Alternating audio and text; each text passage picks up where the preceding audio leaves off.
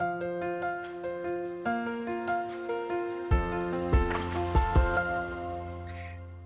me maybe use this also to go to the second part of this talk. I'm still talking to Agnes Hellström, everybody, the Swedish peace activist. And in the second part, we want to discuss the politics of Sweden. So we've just said how sad it is that as individuals there's very little we can do except for like cry and be sad and also live peace in our individual lives.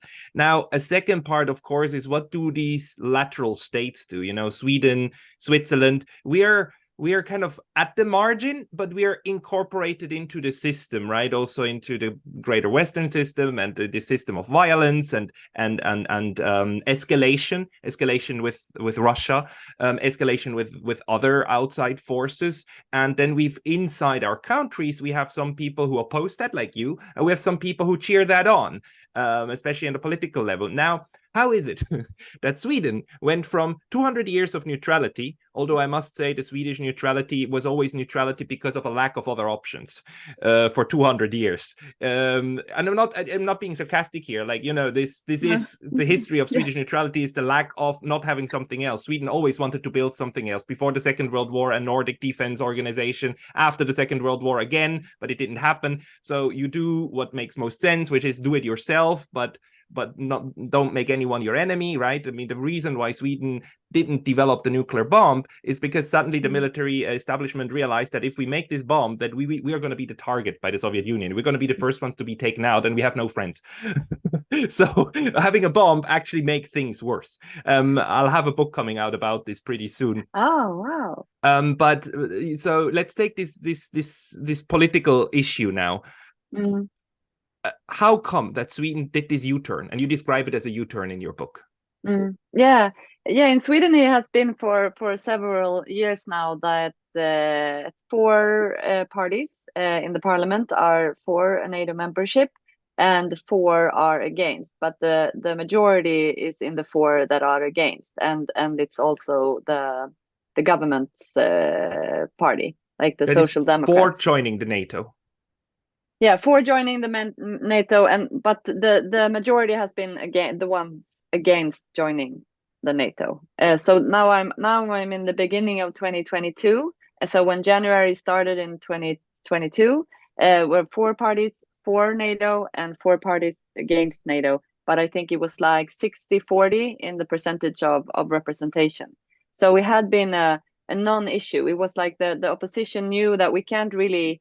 The Swedes were against. I think it was like 36% who were for NATO membership, which had been increasing, but it was still like too low. And Finland had also really low, like 26% before the war started, joining NATO. And Sweden listened to Finland. It was not on the agenda to join if Finland didn't join at the moment.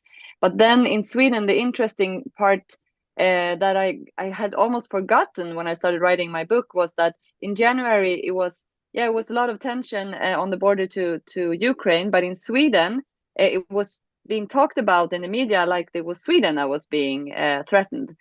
And the first thing that happened was that drones were being seen in different parts of Sweden, and the experts said, "Oh, most probably they are Russian drones, and they are being watched in really bad places like what's it called, nuclear plants? Now what's it called with the energy nuclear system? Power plants, yeah. So you have sightings. You had sightings of unidentified drones near critical infrastructure. Yes, exactly. Really good summarized. So it was up to 200 observations that were being reported to the police, and it was really like fear in by the Swedes, among the Swedes, what's going on and why are the Russians attacking us like this? What could happen next?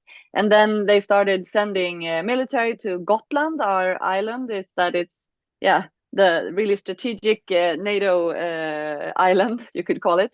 And there were being reports from there that the tensions are increasing, and they connected it to the island, but the island had nothing to do with the tensions in Ukraine. It had nothing to do with each other. And also, actually, our armed forces went out and said that the media is losing its mind. They are reporting as a war is coming to Sweden, but that is not the issue. There is no risk of a war in Sweden. So it was a strange situation.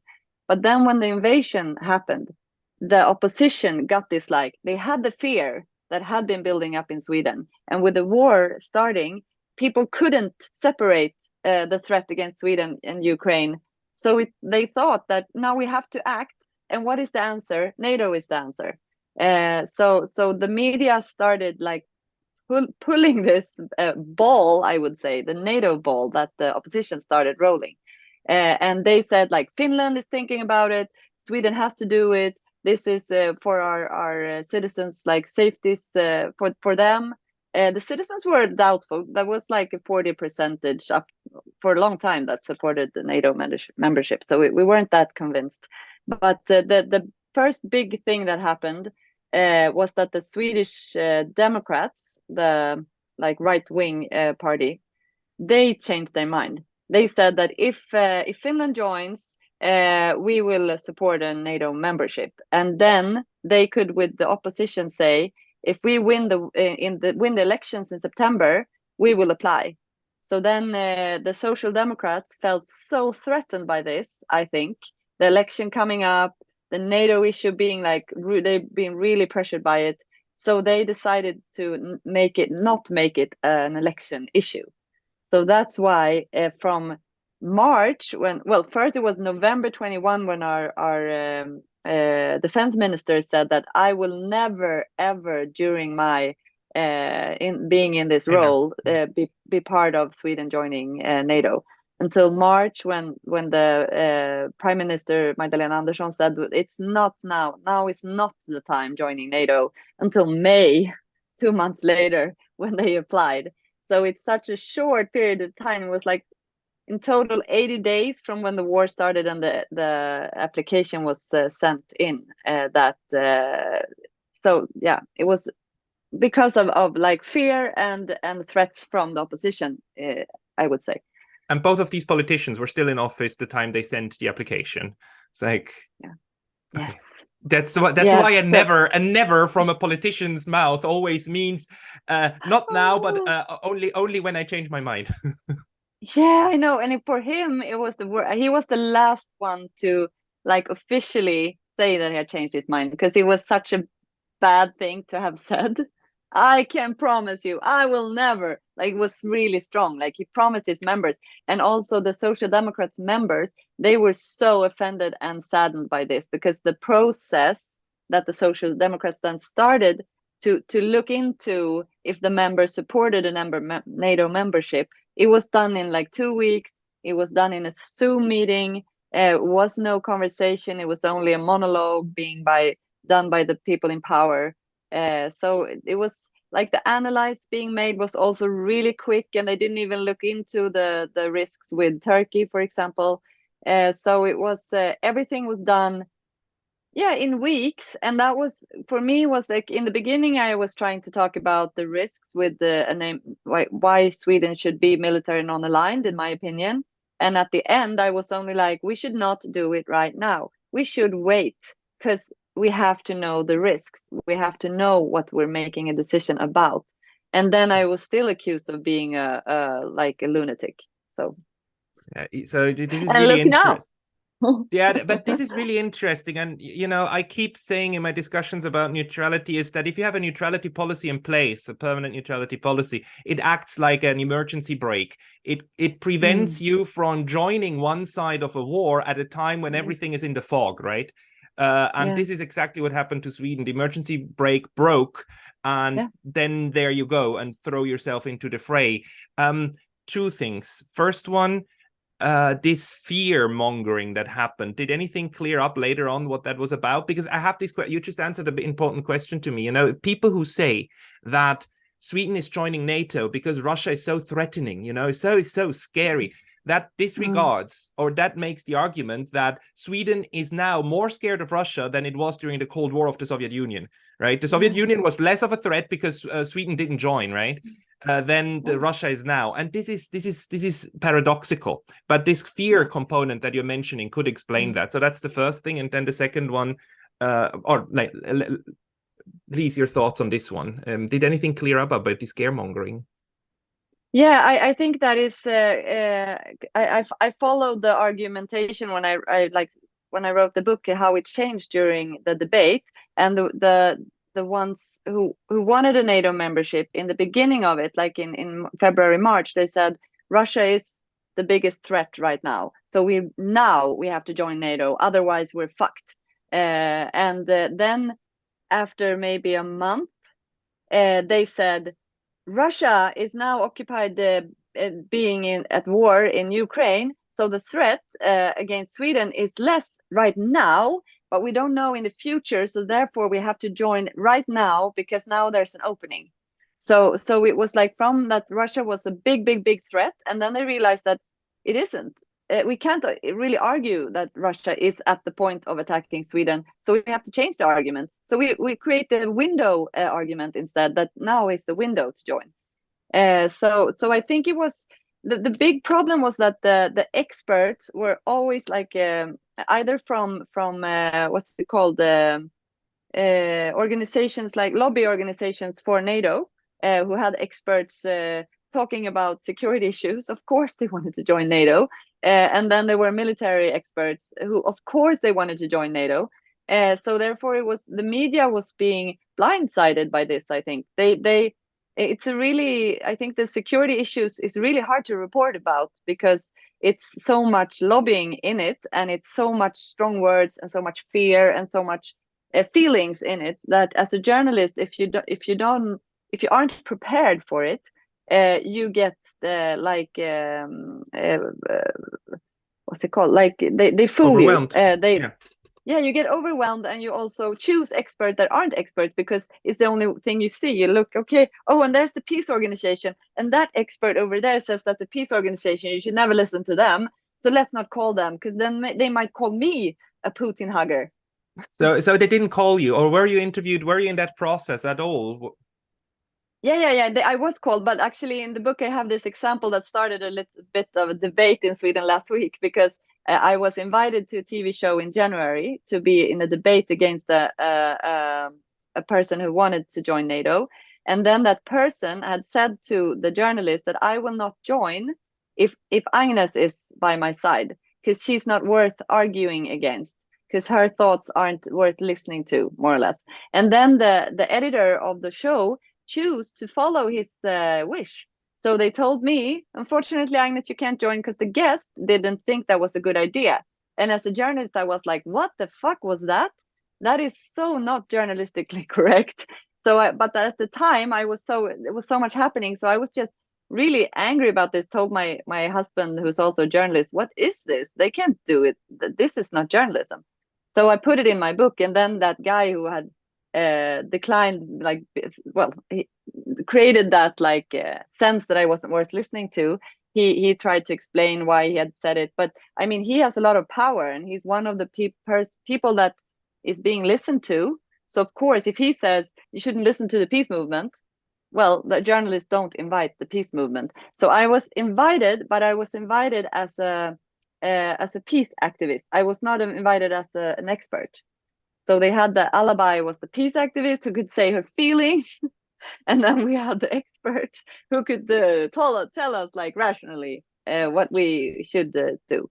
It is such a dirty trick. This whole expert thing is such a dirty trick, and we see again how the media is shaping reality, right? More than reporting on it. I mean, it probably always has been, but right now it's explicitly very, very dangerous that this happens, that the media basically keeps shaping public opinion. And I do think that the people you talked about who were talking about a window of opportunity, I think they were correct. But they were correct in the sense that it's a window of opportunity of public opinion, not of threat or anything. Yes. And that's my second question. Do you think that had, Austria and Switzerland, we have our neutralities in our constitution. So if you want to change that, if you want to join NATO, you need a mandatory public referendum for this to happen, at least in Switzerland. Austria, well, I mean, yeah, difficult to imagine, but you would need a public referendum. In Sweden, this was purely a parliamentary decision that could then be executed by the government. Do you think that had there been a referendum and actually, you know, a couple of months' time to discuss it and debate it honestly, do you think there would have been a majority that would have said yes or not? Well, it's a good question. I know by following the opinion back like in 2014, 2015, the support increased in Sweden because of fear, because the invasion of Crimea. But then it was decreased again. And this, of course, happened here again. They increased, but then as the decision was being made so fast, and the media reporting was more or less telling you that if you don't want to join NATO, you are a traitor. Not in words, but I mean, many people felt afraid of speaking their minds. And also, both politicians and media was talking about that. Oh, we couldn't have a referendum because it would be affected by Russia would try to like affect it. And then a few of us was like, but democracy works like that we have to trust the system. And if we just don't let the people speak their mind, then we don't have democracy anymore. Should we not have elections because of Russia? That's such a weird argument. So it was like, if we would have had time, now we had time. I mean, now we can see that because the only risk that the analysis that was made saw was the time between Sweden applied and Sweden was let into NATO. That was the biggest risk, that period of time that we've now been in for more than a year. So with that, like knowing that, we could have had the referendum. We could have had the broader, deeper debate about it. We could have known for sure what the people thought. And if we would have had it in a fair way, without people pointing at you like, you love Putin because you are against NATO, then I'm quite sure that would have, I'm not sure of anything, but at least I would have accepted it. If we had the referendum and the people said, yes, we want NATO, I would be okay with it. But as it was done, it was like us being against it or trying to like see risks with it.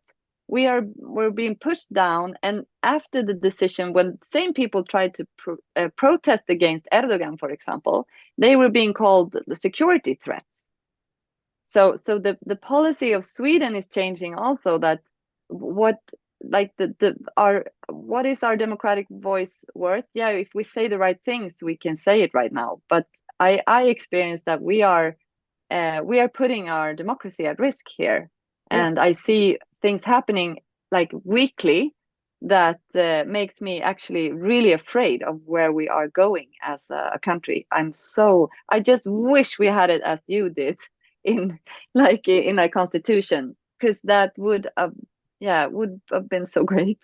Yeah, it has always been a policy and never a principle for Sweden. But you know, the only thing that makes me bear this situation a little bit is like being able to see how ridiculous the situation sometimes are and how ironies are created constantly. The big irony for Sweden right now is that, again, as for the last 200 years, it's not part of an alliance because there's no option, right? The Turks say no, and the other irony is that the Sweden prides itself of being this humanitarian actor and so on and so forth, and now has to give in to the anti-democratic, like anti-humanistic demands of Turkey, and tries to do so. The government officially says, we are trying to extradite these bastards to you, but our judicial system wouldn't let us, so let us try to change the judicial system a little bit so we can conform to you, which is a nightmare. It's a nightmare. Yes. And you do, and this is all happening in the name of democracy, which you then cannot have, because if you did, you would have external influences. And just let me share this for a second.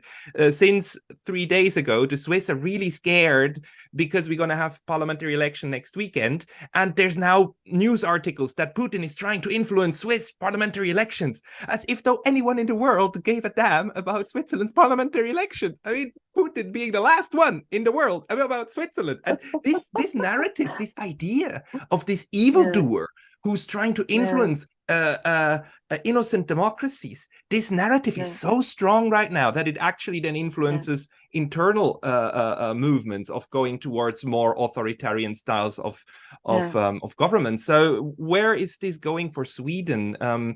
Do you? But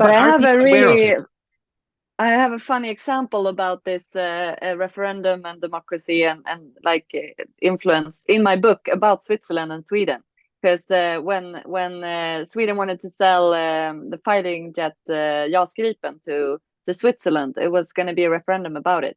Yes. And then the arms company Saab tried to sponsor the yes side of Switzerland with a few million Swedish kroner, and they had to give it back because it was against the laws of how the influence, which parts could, which actors could influence the elections, and it was really not correctly done. So Saab was then had to take back their money, and there were people in the Swedish government who were really trying to affect this referendum for the Swedish part, then in a good way to make the citizens say yes. And then a few years later they talk about Russia trying to affect the Swedish referendum. But then either we just learn that there are good mechanisms that they can make us have elections, as the case of Switzerland when Sweden tried to affect, or we can just realize that there are always sides trying to affect elections, but we can't blame it all on Russia all the time, because maybe the risk is bigger that it's Sweden to try to affect the Swiss elections than the other way around. So I think that's an interesting perspective as well, with all this really high voices meddling about what to be afraid of, and what is an opinion and what is being that someone fucked with your mind. Maybe it's my opinion that I want something, and then maybe Putin also likes to play Candy Crush, and I like to play Candy Crush, but it's still not Putin who made me play Candy Crush. It's they fuck with your mind that you can't have an opinion if it's not really far away from Putin. Otherwise, you're his best friend. That's so fucked up. Yeah, it is. It is so bad at this point. If you know what, I really hope that Vladimir Putin just uses this opportunity to go in front of the camera and just say, "Dear friends in the West, 2 + 2 is 4." And by that statement, he could destroy our entire mathematical modeling, because it wouldn't be okay anymore to have that conclusion, right? It would be immediately, you would be a Putin apologist if you came to the number 4. I really hope he will do that, or Lavrov. But your example is beautiful with Sweden meddling in Swiss affairs, because there's one more irony, that I remember that referendum, and I voted in it, and I voted against buying the Gripen, and I now regret that so much, because we said no back then. We are now buying F-35s. We should have at least bought the Swedish Gripen. I said no to that because I was against war materials, and now I regret that, because now we're getting the worst ones. I mean, we get the ones that come with a lot of Americans in the backpack. Actually, I would have rather have the Swedes, but all right. That's the sad part of it too, that even if you you made your statement by then, but then the politics takes you the wrong direction anyways. So that's sad.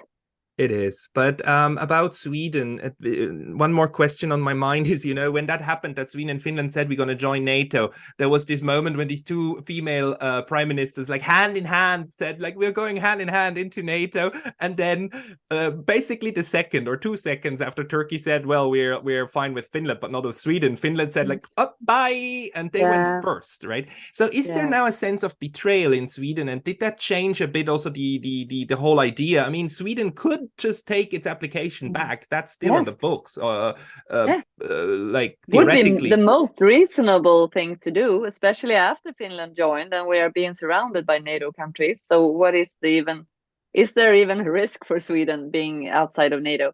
But I think the political will in the government is so strong to join NATO. It's been a dream for decades almost, at least for a few of them. So they try to not talk about it. We're not talking about the Finland letting our hand go issue at all here, because it's so sensitive. And instead, last week we had this meeting, the JEF, the Joint Expeditionary Force, that we actually were part of during spring 2022, but then no one talked about that. That's a few democratic countries having a military alliance in the north of Sweden. That could be plan B now, some journalist says. But it was a plan B even last year. Why should we even join NATO when we have another alliance? that we didn't talk about either. But another interesting thing, I think, like as a result of all this, we had two female leaders taking hands, taking the countries, trying to take the countries into NATO. And what now? Now we have two really conservative men taking their place. So when we had our first female prime minister in Sweden, she celebrated that by joining NATO and doing like being so like I think they like she was tricked into it. That's my guess and my gut feeling that she didn't want this. She's not she didn't know anything about the issue when she started, and then she was convinced that this is the only solution. She tried her best in the beginning to argue against it, and then she realized, no, it's too hard. I just give in. So I'm really disappointed. I wish it would have been I wish for another history in our books like that the first female prime minister, she dared the patriarchy and she said, no, thanks. We're gonna do it our way. But we won't have that now, unfortunately. No, that is yeah, again, ironies. The question though still on my mind is if this continues, this blocking by Turkey, if this might lead to a change of mind, if that is even relevant, because I mean we know that Sweden is like very integrated into NATO already, because the ground has been prepared with interoperability and so on and so forth. And also luckily Sweden and Russia, Finland and Russia don't have open border disputes. On the other hand, it is really strange to me that Sweden decided to basically declare itself a front state. I mean, Finland even more so. But if there's a war between Russia and NATO, Finland and Sweden are both. I mean, there's a big fat like a bullseye on Stockholm and on Helsinki now. It's like you make yourself a target. Is that being reflected at all? Whereas like under a neutral foreign policy, this served, especially during the Cold War, Sweden and Finland very well. No, it's not being debated at all. But as I said in the beginning, the debate is like non-existing almost. It's really the colleagues of mine, like in other areas, scientists, whatever, who are trying to argue for this like broader, more nuanced debate, it's so tough. Some of them are getting almost like threatened to lose their jobs because they have the wrong opinion. But as I like to have hope, I feel that like at the moment it's during the invasion, like from the invasion and so on, they asked the Swedish people every week what we thought about NATO, and then they finally managed to push us over 50% of opinion just when Sweden applied, and then they stopped asking us. They asked us like once or twice, and then it was around 60%, but it's still in this really crazy debate when you don't get both sides of it. I would say if we got the arguments against, like we should pause it at least. We should even if we don't like remove the application, we could at least say we're not interested as long as Turkey is acting like they are. I think the support of the Swedish people could grow really quickly if those opinions got to reach like open air and the public ear. So therefore, I think like when I started, that was like the irony also when the debate of NATO started in Sweden, I thought, oh my God, we're probably gonna join after I quit, and then it was like, oh fuck, we're gonna apply before I quit. So it was like the sprint I was talking about was like, yeah, they first it was the decision was supposed to be made at end of May, and then it changed it to like the mid-May, and I quit the 21st of May. So it was really like Sweden applied for a NATO membership, and then I quit, and then I started writing the book, and then it was going to be printed, I was like, oh, Sweden is still not in NATO. I could never have imagined that I would like write a book for a year and Sweden still hadn't been let into NATO. So that made me feel like nothing is impossible. Things can change. The debate climate can change. The strength of people who have like stood through this storm, this shitstorm, now we're so strong that we can stand forever, and more people will join in this fight for nuances, in a way, just fight for democracy. The fear amongst the Swedes is growing that democracy is threatened, and I think that is also a really good sign. Could make people engage more in things that actually affect them on a daily basis, because NATO is so abstract, I think, for many still, but when it affects you in the like in your personal life, that makes people act. Yeah. Agnes, those were beautiful last words. Let's just hope that we don't get rid of democracy in the name of democracy, but Yes. standing up together and actually working on it. I have a voting bulletin here right now, so let's just keep voting, you know. Yeah, that's so important. Agnes Hellström, thank you very much for your time today. Thank you for letting me join.